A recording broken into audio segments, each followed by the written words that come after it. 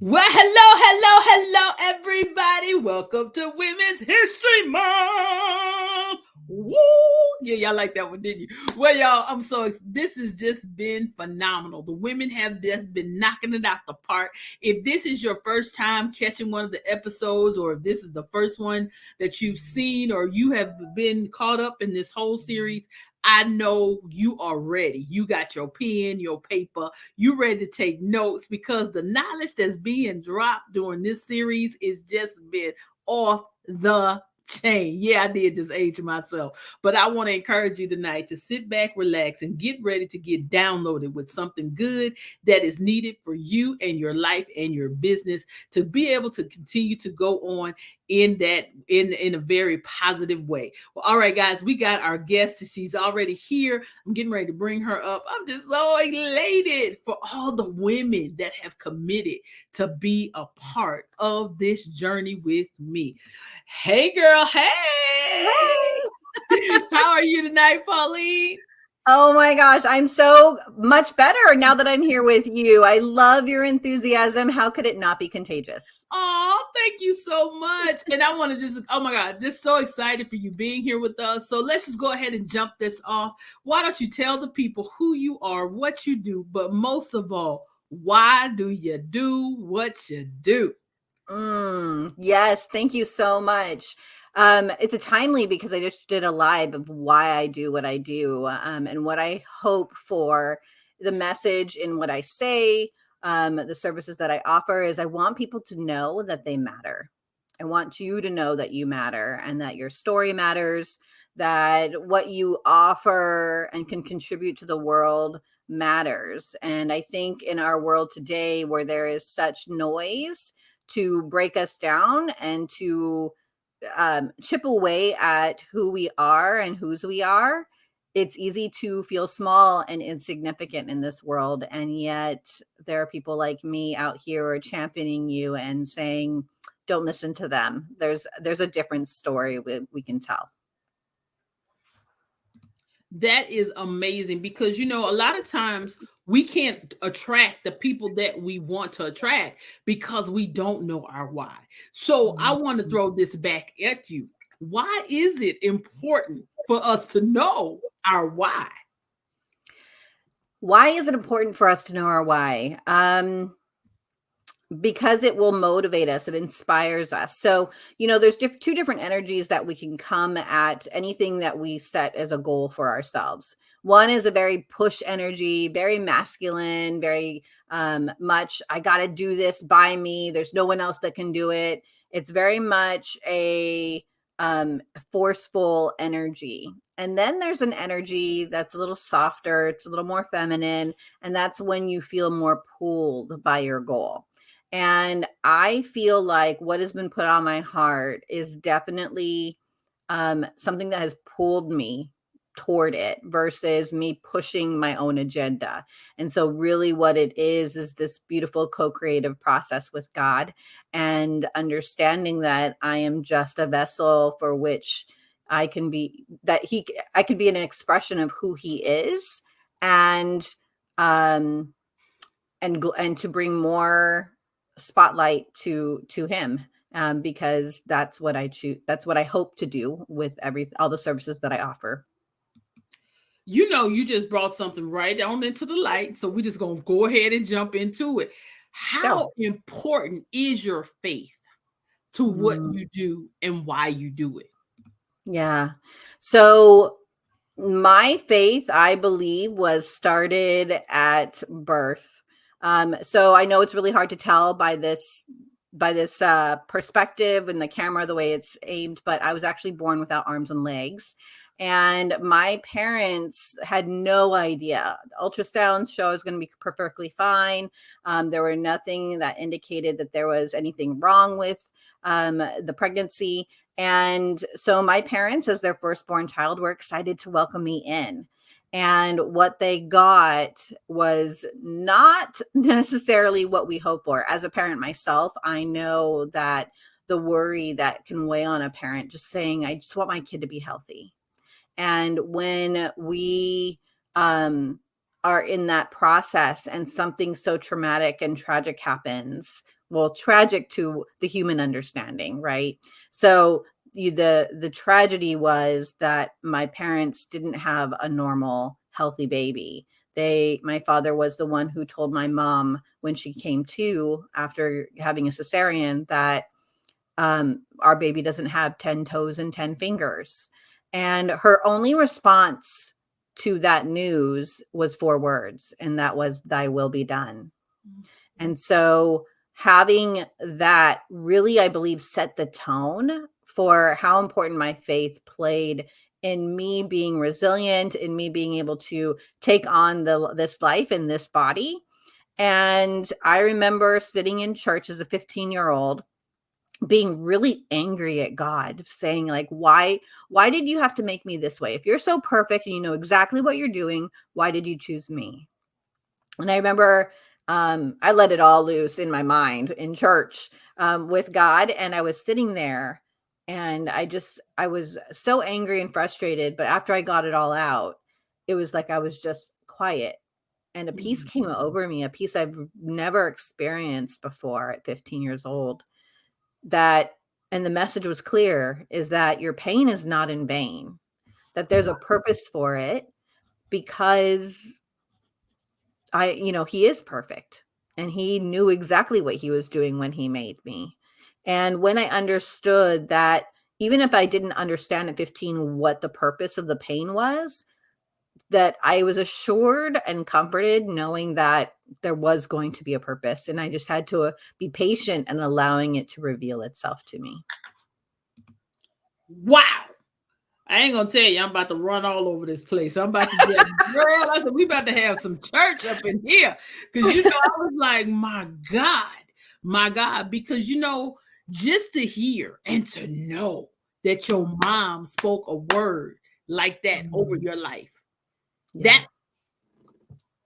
Because, a lot of times when parents know, especially with all the different ultrasounds and the different tests, they say, I'm not going to deal with this.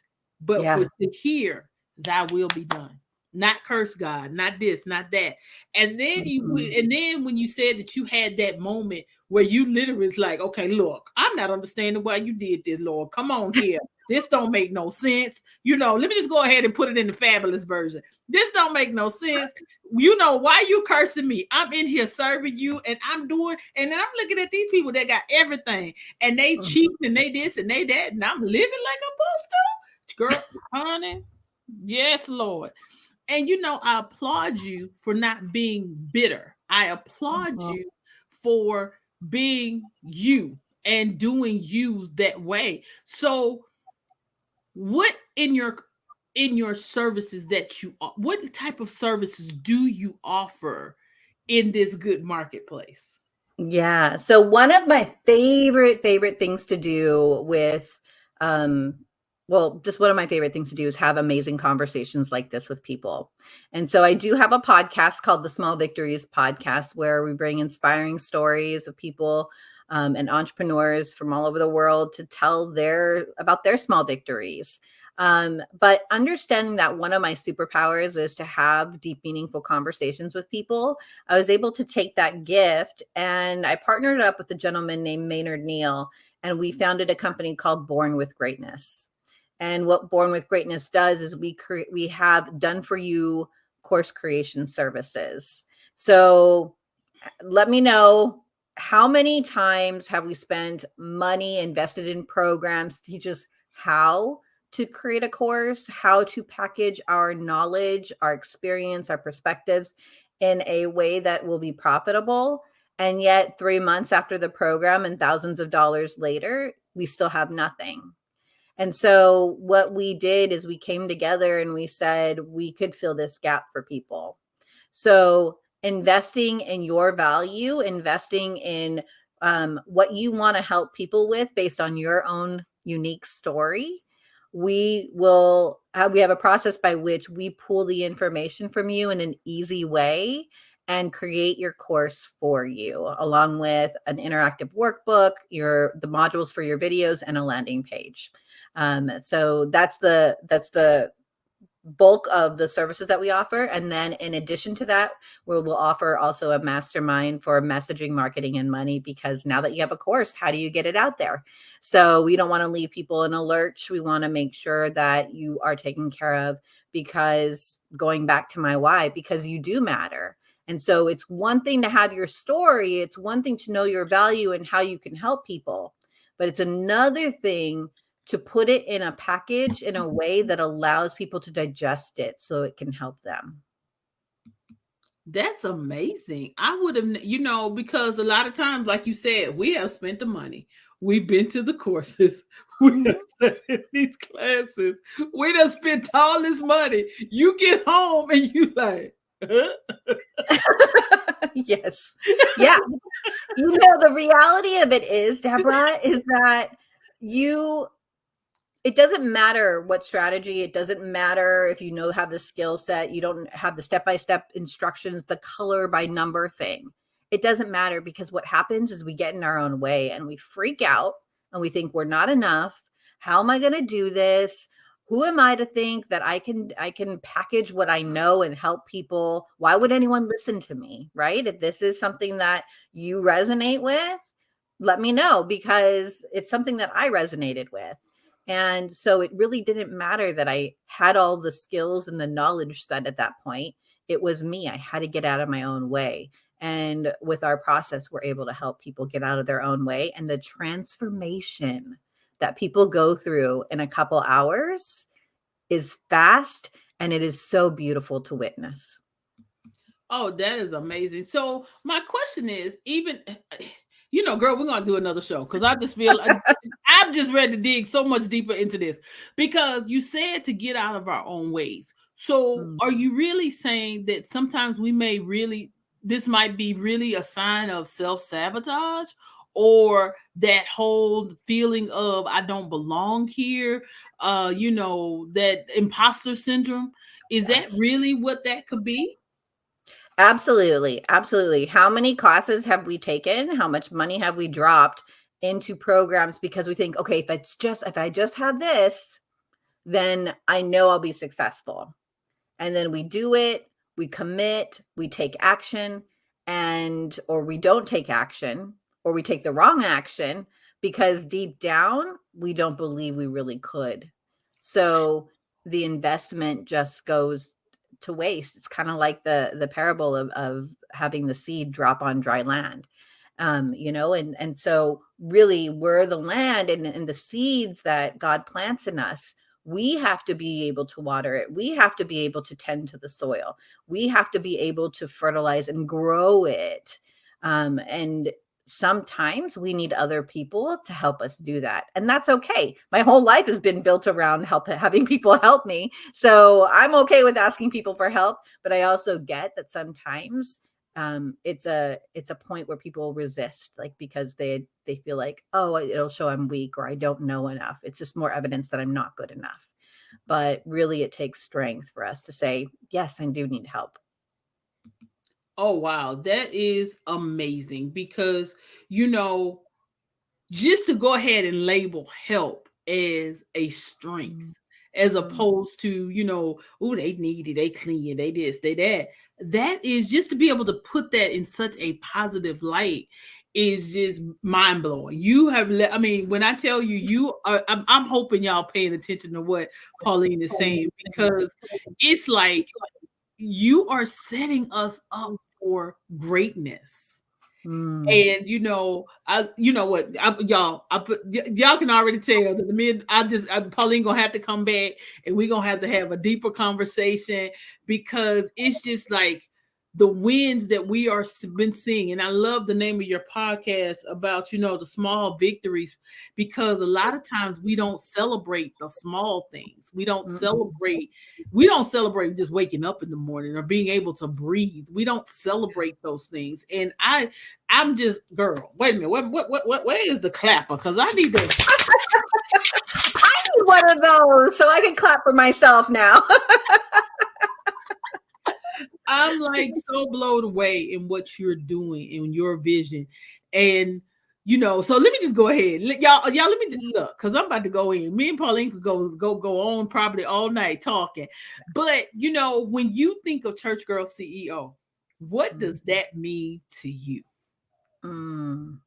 Church Girl CEO means in this big empire, this kingdom that God has created, he's appointed me to be one of the CEOs, one of the leaders, to use my life, to use that pain, to harness it into power that allows me to help others. One of the verses that I love that always resonated with me, and I contemplate on it often, is when God says, "I will use the weak to lead the strong."